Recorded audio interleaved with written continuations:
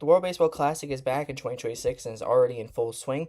So here's my predictions and a preview for each team that is in Pool A. In fifth place, I have Team Cuba.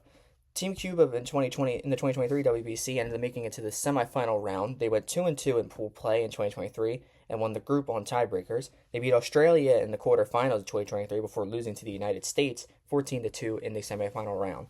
The reason I have Cuba in fifth place is because to me, this team isn't as good as they were in 2023. When you look at their lineup and on their roster, they only have one active major league player that is on the current roster with a couple former major leaguers. They don't really like the lineup as much as it was in 2023. They don't have Luis Robert. They do have Alfredo Despaigne, who is their captain. That's about all I really like for them. And their pitching side, not really many notable pitchers. The only major leaguer really is Yariel Rodriguez, who has been up and down since signing a 4-year deal after the 2023 WBC. He was a standout there, but hasn't done much in the majors since. In fourth place, I have Team Colombia. Team Colombia went 1-3 in pool play, ended up finishing last, and ended up going into qualifiers last year, going 3-0 the qualifiers that ended up resulting in them making the WBC this year. The only win in 2023 was against Mexico. As for their lineup, not really much different as Team Cuba. I don't really like it as much either. Michael Arroyo, Donovan Solano.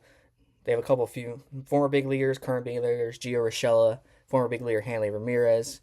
Obviously, Donovan Solano who was a big leader. Don't really like the lineup compared to the rest of the pool. And notable pitchers, they have two big guns in their rotation with Jose Quintana and their captain in Julio Teheran. Quintana, a current big leaguer, Teheran, a former big leaguer. I think that's the best part of this team, aside from their questionable lineup. In third place, I have Team Panama. Team Panama, I think, would be the surprise of the tournament. There's only 13 players on their active roster that are on a current or minor league players. They went 2-2 in pool play in 2023 and did not end in advance, with their only wins being over the Chinese Tepe and Italy. I do like their lineup a lot better than Cuba and Colombia. Former big leaguers or current big leaguers, including Jose Caballero, Phillies Mundo Sosa, Cubs Miguel Amaya, former big leaguer Johan Camargo, current big leaguer and starting catcher for the Rays, Christian Bethancourt, as well as Jonathan Arauz. And the one I really want to see is Orioles prospect Enrique Bradfield Jr. I really like Enrique Bradfield. He's speedy, great contact. I would really want him to show out in this WBC. As for the pitching, isn't really anything to note. Current Guardians lefty Logan Allen is in this rotation, as well as former Nationals righty Paulo Espino. Other than that, nothing much great.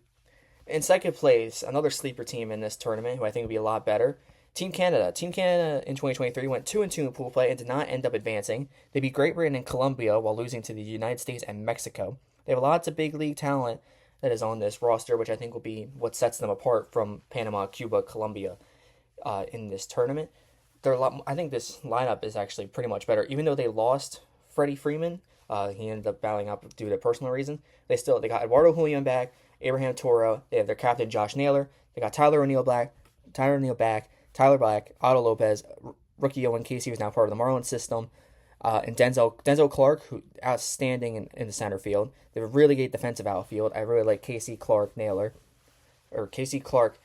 and Tyler O'Neill. And then they have the brothers Josh and Bo Naylor, who are really going to lead this team. Bo Naylor was part of the 2023 World Baseball Classic. Josh getting his first shot.